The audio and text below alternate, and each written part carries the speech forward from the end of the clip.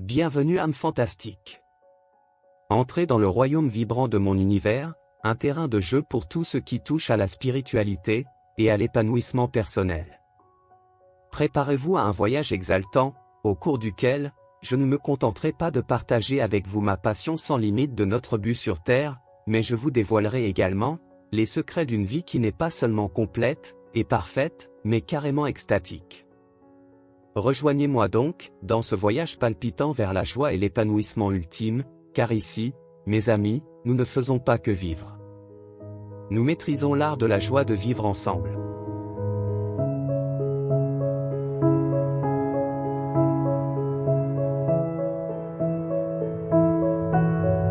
Loi de l'attraction. 5e partie. Comment transformer votre santé avec succès? Voici la connaissance que nous devons avoir. Nous sommes les architectes de notre réalité, et cela inclut nos états de santé. C'est puissant de savoir cela, n'est-ce pas? C'est important de savoir que vous avez une influence totale sur la façon dont vous vous sentez. Donc, imaginez. Nos maladies, quelles qu'elles soient, prennent racine dans nos émotions. Nos émotions sont donc les artisans de nos maux physiques. Oui, vous devez bien retenir que ce sont vos émotions qui sont la source de vos maladies. Donc, la vraie question devient: comment guérir, peu importe la maladie? Avant de répondre à cette question directement, vous devez comprendre ceci. Si vous prenez une maladie grave comme le cancer. Aujourd'hui, le cancer n'est plus synonyme de destin funeste pour tout le monde. La guérison est possible. Mais dans l'imaginaire collectif, la peur d'avoir un jour un cancer, et la peur de la mort, demeurent très présentes dans notre conscience. Maintenant, pour la personne qui a la maladie. Comment gérer les symptômes et la peur qui l'accompagnent? La loi de l'attraction enseigne que, là où vous dirigez votre attention, l'énergie se décuple. En somme mes amis, en vous focalisant continuellement sur la maladie, vous l'amplifiez. La solution donc? Ne pas penser à la maladie. Simple en théorie, mais difficile à pratiquer lorsqu'on ressent constamment ses effets dans notre corps. Et même si l'abstraction de cette pensée était possible, comment la guérison pourrait-elle advenir? Pourquoi je dis que même si vous arrêtez de penser à la maladie, rien ne vous met sur le chemin de la guérison? C'est parce que l'être humain est câblé pour penser négativement. Vous décidez de ne plus penser à la maladie mais vous pensez à vos autres problèmes, qui, par vibration similaire, maintient la maladie dans le corps. Mais voici le twist. Lorsque nous sommes malades, consciemment ou non, nous sollicitons l'univers pour le bien-être. Et à ce moment-là, notre divinité intérieure se concentre entièrement sur ce bien-être requis, ignorant la maladie. Notre divinité ne se perd pas en questionnements comme « qui a eu la même maladie ?» Si elle nous tuera, ou pourquoi nous l'avons contractée malgré une vie saine et active. Pendant que nous nous triturons l'esprit avec ces interrogations, renforçant par là même la maladie par l'attraction des pensées similaires, notre divinité intérieure œuvre déjà pour notre guérison. Alors pourquoi cette guérison ne se matérialise-t-elle pas? La réponse est le piège de notre vibration. Et quelles sont ces vibrations qui empêchent notre guérison? Ce sont nos inquiétudes. Toutes les questions de peur que nous nous posons au sujet de la maladie mes amis, sont des résistances à la guérison. La loi de l'attraction capte ces vibrations que nous émettons au sujet de nos questionnements négatifs. Et elle attire davantage des questionnements négatifs qui nous remplissent des émotions similaires de peur. Ce qu'il faut savoir mes amis. Quand vous êtes malade, peu importe la maladie, votre divinité intérieure se penche déjà sur le bien-être, que votre maladie vous a fait réclamer.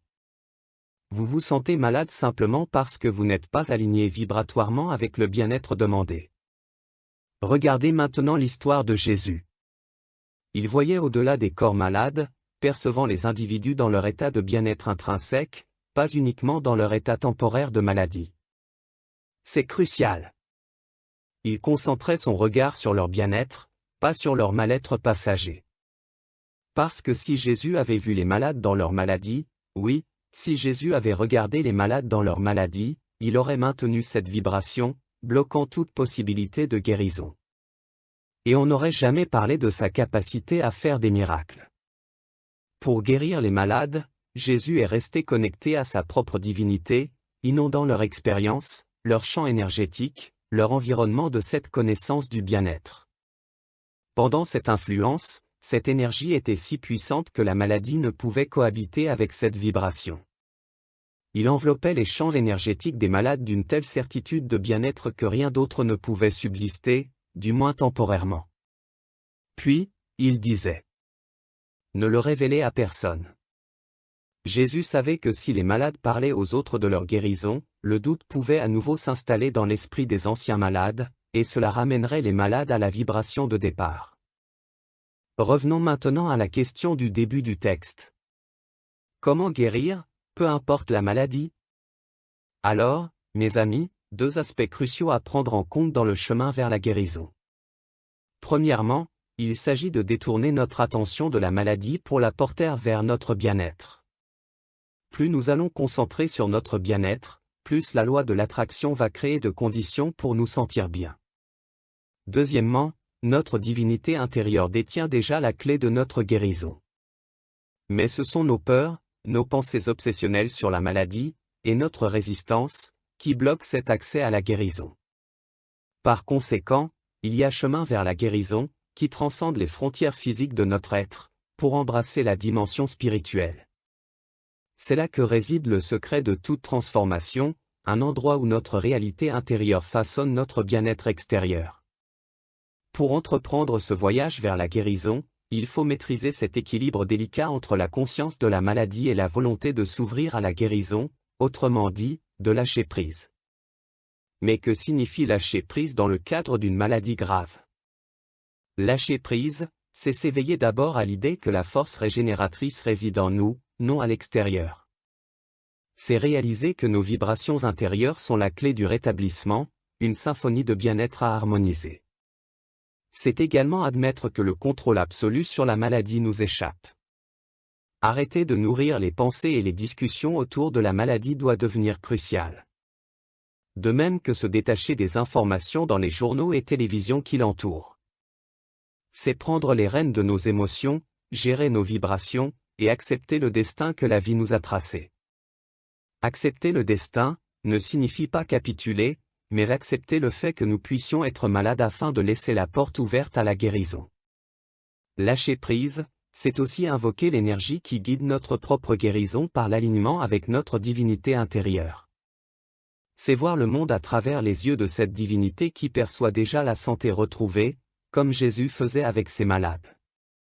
Oui, c'est bloquer les doutes, les peurs mentales, et faire confiance à notre corps pour retrouver son équilibre naturel. En fin de compte, c'est avoir foi en cette possibilité de guérison, éliminer tout doute sur sa réalisation. Mes amis, prioriser le bien-être devient alors la quête ultime. Si vous parvenez à maîtriser vos émotions face à la maladie, vous ouvrez la porte de la guérison.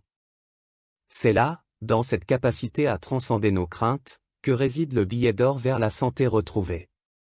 Le docteur Joe Dispenza explore le pouvoir de guérison de l'esprit, dévoilant des guérisons extraordinaires sans médicaments, juste par la croyance au placebo. Il défie les limites médicales en se demandant: peut-on enseigner ces principes pour changer nos vies? Avec preuves scientifiques et méditation pratique, il ouvre les portes du potentiel humain, fusionnant neurosciences, hypnose et physique quantique. Le livre « Vous êtes le placebo » dévoile le mystère. L'impossible de maladies incurables peut devenir possible. Mes amis, je ne suis pas en train de vous dire de délaisser la médecine moderne, mais je suis en train de vous expliquer qu'il existe un autre chemin vers la guérison, qui contribue à une guérison plus rapide. Je crois que la médecine moderne doit faire partie du traitement, parce qu'il est ancré dans notre conscience collective. Mais il faut aussi laisser de la place pour une médecine spirituelle. C'est cette médecine que je défends. Vous avez le choix, mes amis, à chaque instant. Celui d'être authentique. Car lorsque vous êtes fidèle à vous-même, que vous vivez une joie inconditionnelle, vous ressentez cette plénitude. Et quand vous ne l'êtes pas, cette plénitude s'efface. Attendre que d'autres comblent ce vide de bien-être est synonyme de perte de liberté. Personne ne peut créer en vous ce sentiment de bien-être que vous-même. Oui mes amis, vous êtes seul le créateur de votre bien-être. Et se sentir bien constamment demande de l'entraînement, comme pour un sportif. Le chemin vers la guérison de toute maladie, mes amis, réside dans notre capacité à nous aligner avec notre divinité. Mais comment? En vous concentrant sur votre bien-être, indépendamment de la gravité de la maladie. C'est ce que faisait Jésus. Vous pouvez vous libérer des maladies, qu'en illuminant progressivement votre esprit de bien-être. C'est là où réside la vraie liberté.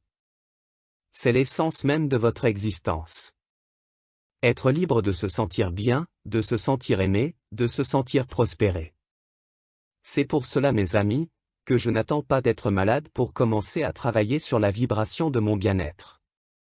Je fais chaque jour, de la joie, et du bien-être, les piliers de ma vie. Lorsque cette conscience dominera votre vibration, la guérison s'inscrira naturellement. Et les maladies s'éloigneront. Mes amis, la vibration du bien-être et la vibration de la maladie ne peuvent cohabiter ensemble. Ça serait aller contre la loi de l'attraction. Alors ma question pour vous, croyez-vous que rien à l'extérieur de vous ne peut avoir une influence sur vous? Alors mes amis, voici venu le temps de mon beau message, vous qui cherchez comment faire pour vous sentir bien chaque jour, mais aussi vivre la grandiosité de cette existence. Unissons-nous dans cet incroyable voyage, vers la libération de notre potentiel le plus complet. Rejoins-moi pour embrasser non seulement un but, mais un mode de vie qui s'épanouit en cultivant l'amour, la joie et la gratitude.